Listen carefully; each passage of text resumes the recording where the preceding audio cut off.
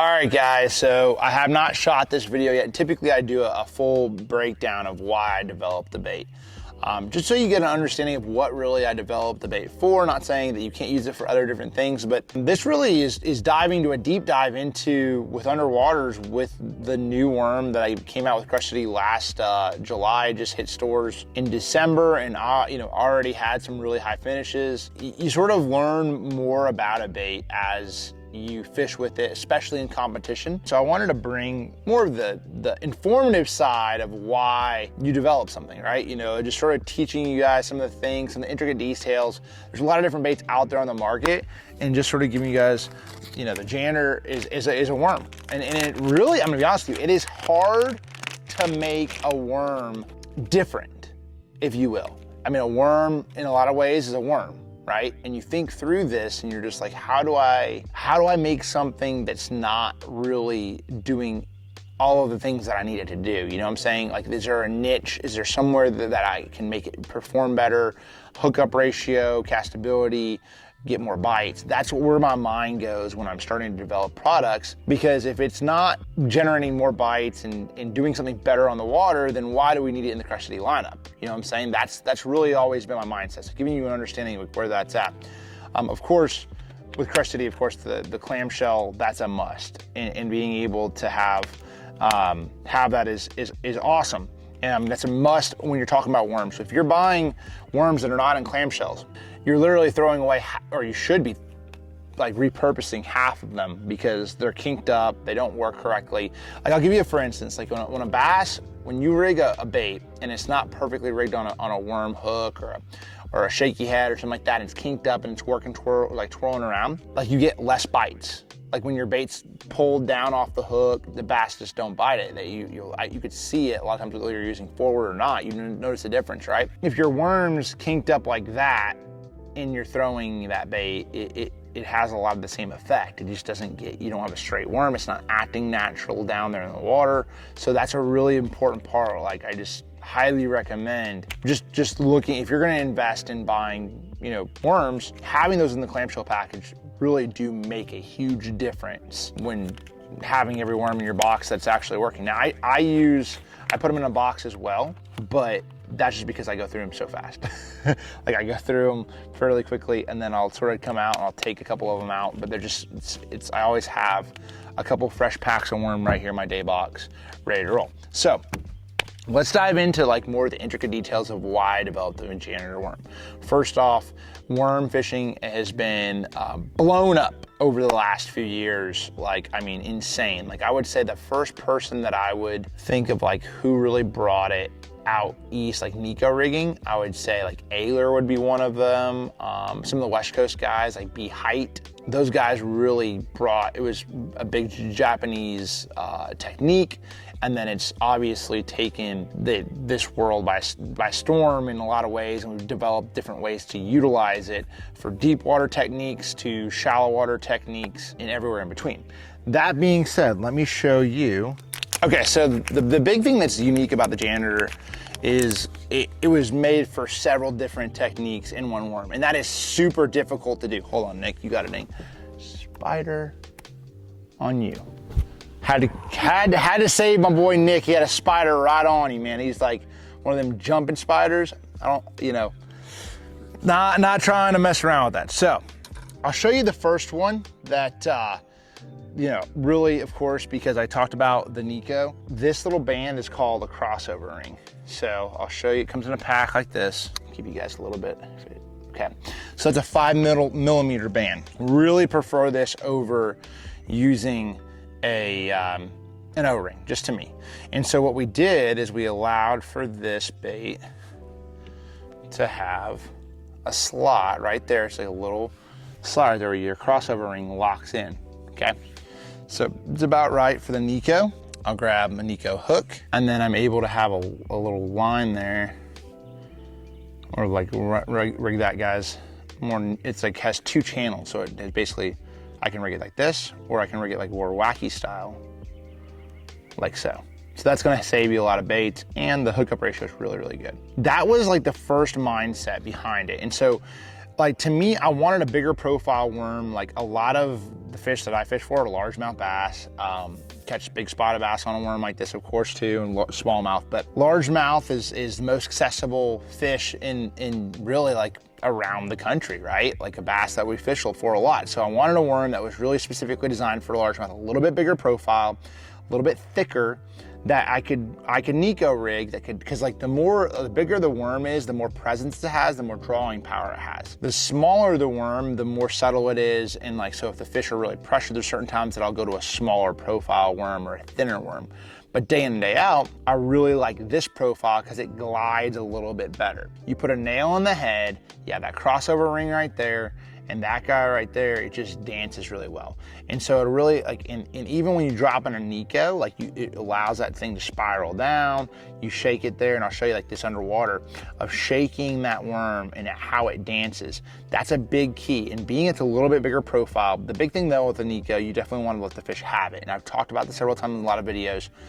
Let the fish bite the worm, fish walks off to the hook. I got second at Murray on it. MDJ got fourth, I believe, on a janitor, and it just has a little bit more weight than a traditional worm. It's not a stick worm, it's not a Cinco. This is sort of like that in between. It's finessey, and it's not a profile that gets thrown a lot as far as Neko rigging. It's a little bit different, it's a little bit bulkier, gives you a little bit more castability, a little bit shorter, has that little narrow tail where it really lets it quiver, and that's something that I'm like a big fan of overall. So that's of course one thing that you guys are seeing a lot in Neko rigging.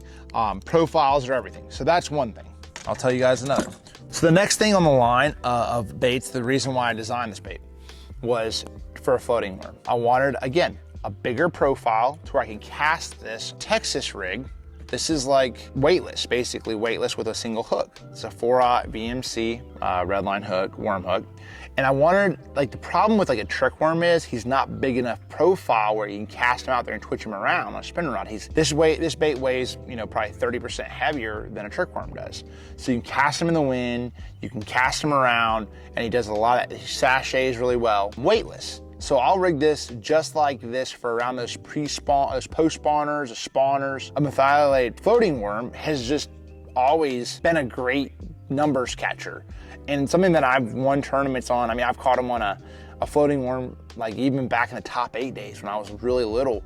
I'm not gonna say little, I was probably like 16, 17. I was throwing a floating worm. So it's been a big impact in my career, over my career, a young career. Early on, this technique played really big. So like it was something that I had a lot of passion for. So I wanted to be able to make it work really well for that. And it really does that. It has a blunt nose, so it really cuts the water and like hits it.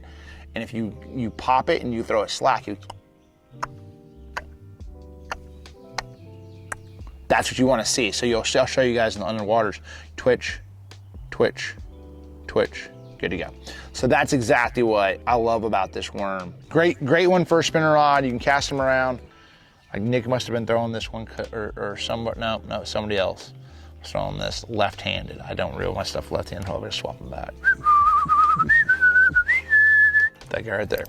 The one thing I will tell you when you are throwing like a floating worm, thinner diameter hooks. This is actually a thicker diameter hook. So if I want it to like dive a little bit deeper, I'll throw a thicker diameter hook. If I want it to like, obviously stay up higher, I throw a smaller diameter hook to where it floats higher. So when I'm fishing super shallow water, I want a thinner diameter. So I'll throw like a light wire, like wide gap, a 4/0 wide gap redline hook is what I'll throw on this. But then when I'm fishing deeper water, the thicker diameter, like that red line worm hook is what I recommend. So anyway, so that was really, that's number 2. That's the second technique I designed behind, or second reason I designed this bait. Third is gonna be a shaky head. Shaky head fishing, I feel like it originated, I'm wondering, and somebody could fact check me on this, because this is sort of just more informative, like I wanna know.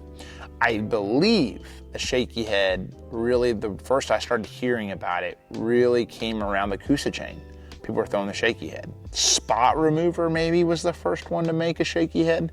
And it's like Texas rigging a jig head basically on a worm. Been throwing it a long time, and this is a little bit of a bigger profile shaky head worm. But again, I like a little bit bigger profile because I feel like I can draw a fish from a little bit further away, especially in a little stained water. I think the majority, at least the majority of us, like myself, and so a lot of places around my house and even in Indiana, the water's a little bit stained, right? And I'm not saying like muddy, I'm just saying a little bit off colored. So like a bigger profile worm has better drawing power, the fish can see it, and typically will draw their attention a little bit better than a smaller profile or a thinner type of worm.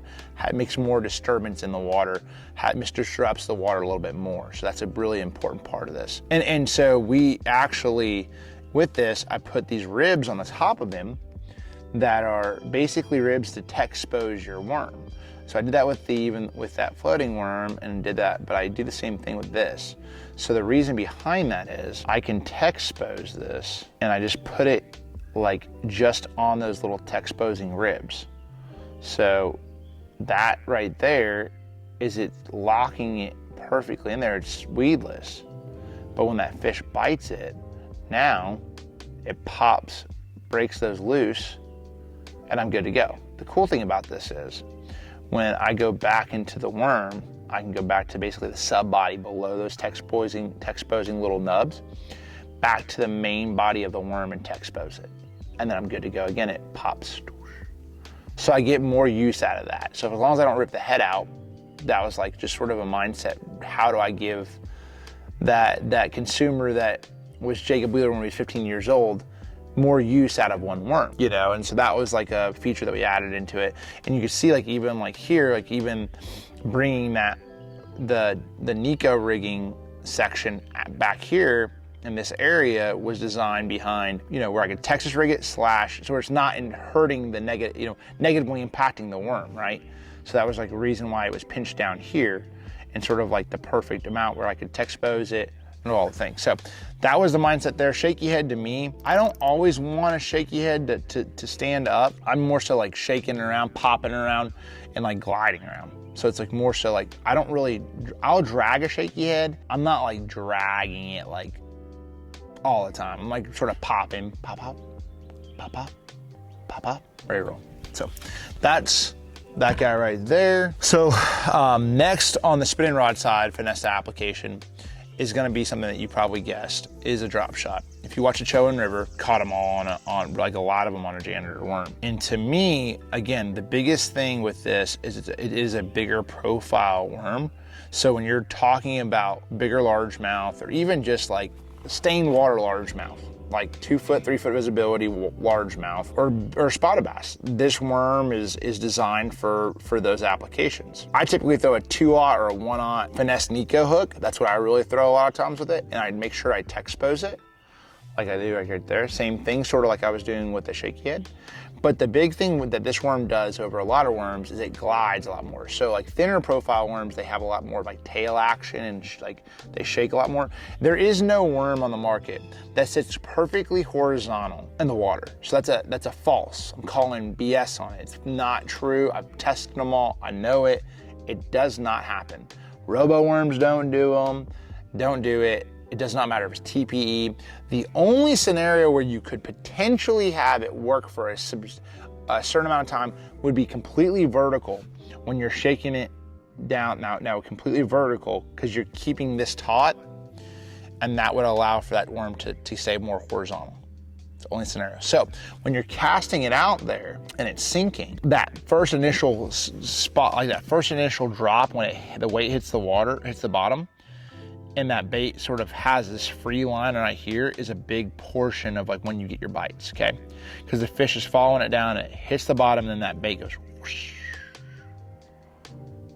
They bite on that. That's like a very natural gliding action overall, whether it's a crawfish, a worm, a bluegill, it does not matter. Anything in water, anything for the most part in the lake, there's a lot of things they glide. Like bass don't always swim. They'll sort of just kick their tail and just sort of glide. You know what I'm saying? Just something to think about, but that's really the reason behind that, and it works really well in current situations because it just gives it a little bit, especially when you're popping it, or popping even out of grass and any of those stuff. So that was the reason behind designing a little bit thicker profile worm. So when you drop it, hits the bottom, letting that bait just sort of whoosh, sway out there, can generate a few more bites. And then like last but not least is the old school, just pitching a worm around, right? Texas rig, worm, 3/0 hook, 4/0 hook, pitching this guy around, 3/16 ounce weight. Whether you're in Florida or you're around the house, you want a little smaller profile worm that you're not like a little straight tail worm, pitch it around weeds, rock, wood, all that good stuff. Just a good overall little pitching bait. Then they don't always see all the time. So sometimes flipping this and laydowns will get you way more bites. Actually, it's like a finesse pitching is what it is, really. Pitch around laydowns, they don't see that. They're not seeing shaky heads in the middle of those places. So pitching this bait when you're in a tough situation can generate a lot more bites for you. Just because this fish, again, unless you're flipping pads on the Harris chain or down in Florida somewhere, they don't see a worm like this everywhere all across the country. So highly recommend you trying that because it does generate a few more bites. Make sure your reel, the brakes are off a little bit because that'll help you make the right little pitch. 1/4 ounce weight sort of works. So that right there is why I really made the Janitor. It's just the all-purpose worm that does so many different things really, really well. It's hard to find one, in my opinion. Trust me, I try to give the bait that I feel like was the ultimate worm. Now there's scenarios that I want some other things, and there might be some things coming, I don't know, we'll see. But this to me is like the perfect all-purpose worm for so many applications. So no matter if you're a drop shot fisherman, all these different applications, shaky head, pitching around, it does not matter.